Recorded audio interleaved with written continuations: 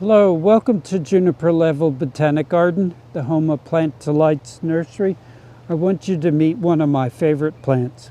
This is a yucca relative, as you might guess, but it's not a yucca, it's in a different genus. It's Beschorneria.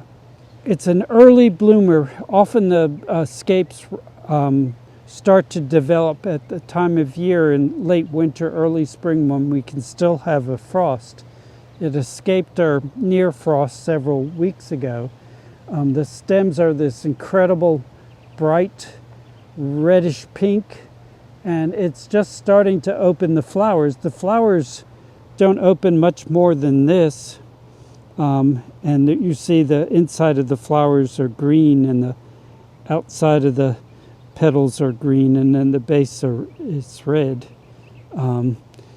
As you might imagine, these pendant narrow flowers are visited by hummingbirds, which return about this time of year.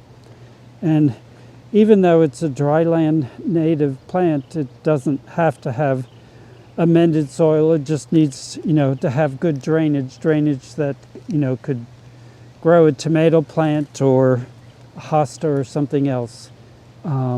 It's also fairly shade tolerant. This is the location where it has sun for the second half of the day, but you can grow it in quite a bit more shade. They'll be in bloom for about a month. The bright red scapes have been showy for at least a month already before it's even gotten to this stage. This plant has become quite a big clump let me see when it was planted. This was planted in 2014, so it's 12 years old. It's probably one little crown, I imagine, when it was planted. So it's become a big clump, but it's not a plant that's running around the garden. It just becomes a wider clump. And I see it's a hybrid, Beschorneria exdicalis fire towers.